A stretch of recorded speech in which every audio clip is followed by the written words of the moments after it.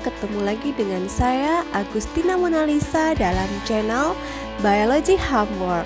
Semoga video kali ini bermanfaat ya. Dan jangan lupa di subscribe. Selamat menonton. Materi kita hari ini adalah sintesis protein, lanjutan dari materi-materi kita yang sebelumnya. Nah, sebelum kita mulai tentang sintesis protein, mari kita mengingat kembali beberapa hal yang penting yang telah kita pelajari pada bab-bab sebelumnya.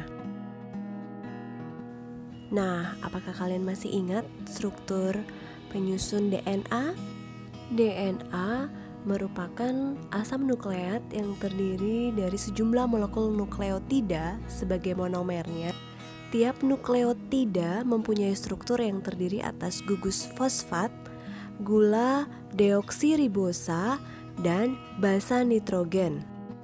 Asam nukleat sering juga disebut sebagai polinukleotida karena tersusun dari sejumlah molekul nukleotida sebagai monomernya. Rantai polinukleotida ini memiliki dua ujung.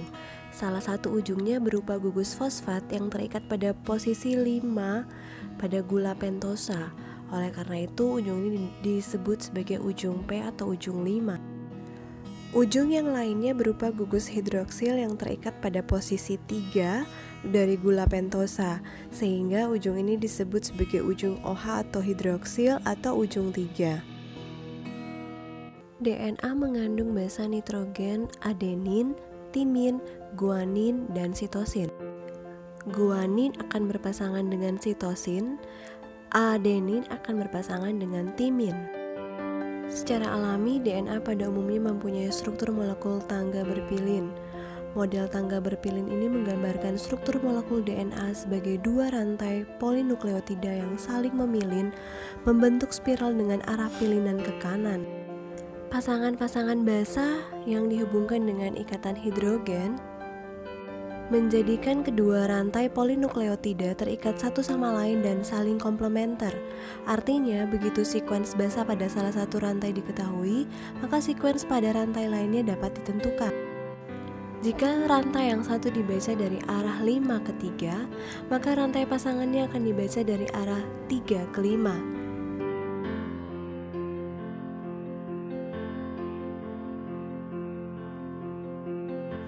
Berbeda halnya dengan RNA yang biasanya hanya dalam bentuk satu rantai. RNA dengan gula pentosanya yaitu ribosa, dan pada RNA tidak ada timin, sebagai gantinya terdapat urasil. Timin berbeda dengan urasil hanya karena adanya gugus metil pada posisi nomor 5, sehingga timin dapat juga dikatakan sebagai 5-metil urasil.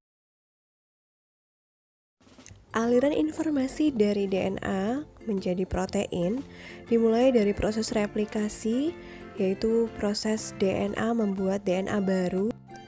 Selanjutnya, proses transkripsi yang menghasilkan RNA dan proses translasi yang menghasilkan protein. Alur informasi genetik dari DNA kemudian menjadi kopi RNA melalui proses transkripsi, yang selanjutnya kopi RNA tersebut akan diubah ditranslasi menjadi asam amino, dikenal sebagai konsep dogma sentral. Jadi proses transkripsi merupakan sintesis RNA dan translasi merupakan sintesis protein. Proses translasi akan langsung dilanjutkan setelah transkripsi pada prokariot, dan proses transkripsi dan translasi berlangsung di sitoplasma.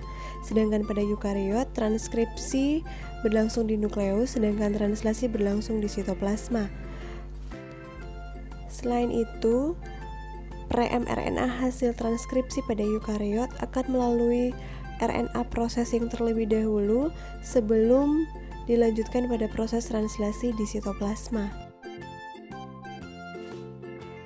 Nah, udah ingat lagi kan semua materinya? Sekarang kita masuk materi inti kita hari ini, yaitu sintesis protein atau translasi. Protein merupakan produk dari aliran informasi genetik.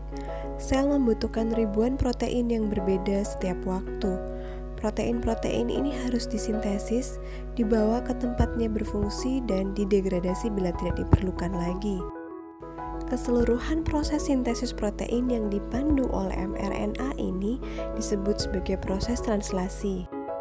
Jadi, translasi merupakan proses penerjemahan kode genetik pada mRNA menjadi urutan asam amino dalam sintesis protein. Jadi, proses penerjemahan bahasa asam nukleat pada mRNA yang disebut dengan kodon sebagai bahasa protein. Dan kodon adalah kelompok 3 nukleotida atau triplet. Beberapa kodon mempunyai fungsi khusus. Kodon AUG yang mengkode metionin merupakan start kodon, signal gen yang akan ditranslasi. Sedangkan kodon UAA, UAG, dan UGA merupakan stop kodon yang menghentikan proses translasi. Proses translasi membutuhkan yang pertama mRNA sebagai template, kemudian asam amino, tRNA, amino asil tRNA sintase, ATP dan GTP, ribosom yang terdiri dari subunit kecil dan subunit besar, faktor inisiasi, faktor elongasi, dan faktor terminasi. tRNA merupakan molekul adaptor yang berfungsi menerjemahkan urutan nukleotida dalam mRNA menjadi urutan asam amino dalam polipeptida. Pada tRNA terdapat urutan 3 basa yang disebut antikodon. Antikodon ini komplement dengan salah satu kodon. Sedangkan pada ujung 3 dari tRNA terikat asam amino spesifik. tRNA yang sudah mengikat asam amino disebut amino asil tRNA. tRNA akan membawa asam amino dari sitoplasma ke ribosom, tempat di mana sintesis protein terjadi, dan antikodon akan mengenali kodon komplementnya. Ribosom merupakan tempat sintesis protein. Ribosom merupakan kompleks antara protein dan rRNA dan terdiri dari 2 subunit, yaitu subunit besar dan subunit kecil. Pada ribosom terdapat 3 situs untuk mengikat amino asil tRNA, yaitu situs amino asil atau A, kemudian situs peptidil P, dan situs exit E.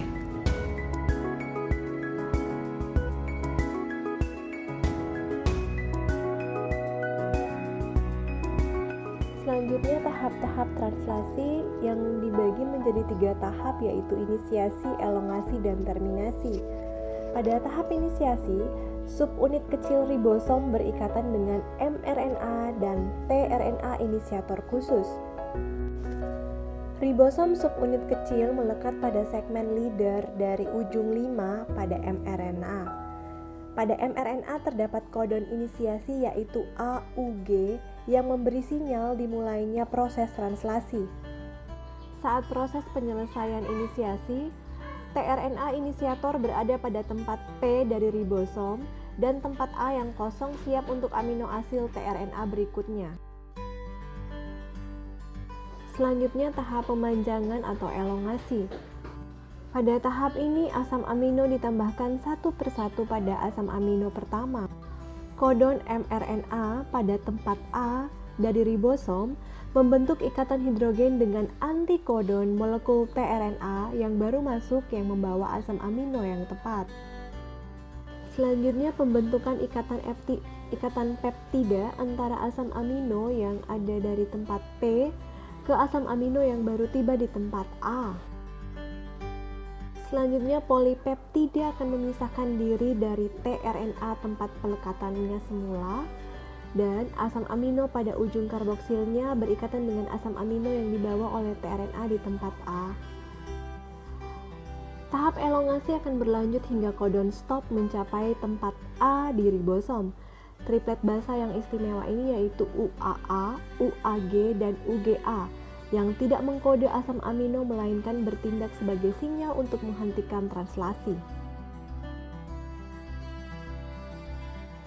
Khusus pada inisiasi translasi pada organisme prokariot, pengikatan mRNA prokariot pada ribosom terdapat pada urutan basa tertentu yang disebut sebagai tempat pengikatan ribosom atau ribosom binding site atau urutan Shine-Dalgarno.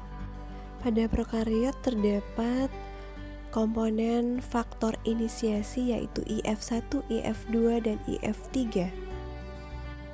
Sedangkan pada inisiasi translasi organisme eukariot melibatkan faktor inisiasi translasi yang disebut EIF atau Eukaryote Initiation Factor. Pada prokariot, proses transkripsi dan translasi bisa terjadi bersamaan karena DNA berada di sitoplasma dan semua proses replikasi, transkripsi, dan translasi terjadi di sitoplasma. Bahkan, mRNA yang belum selesai ditranskripsi sudah mulai ditranslasi. Tetapi pada eukariot keadaannya berbeda karena replikasi dan transkripsi terjadi di dalam inti, mRNA kemudian dibawa ke sitoplasma untuk ditranslasi. Tahap akhir dari sintesis protein adalah pelipatan dan pemprosesan. Polipeptida hasil translasi memerlukan struktur yang tepat untuk berfungsi. Proses pelipatan protein meliputi pembentukan ikatan hidrogen, interaksi van der Waals, ikatan ionik, interaksi hidrofobik, dan jembatan disulfida.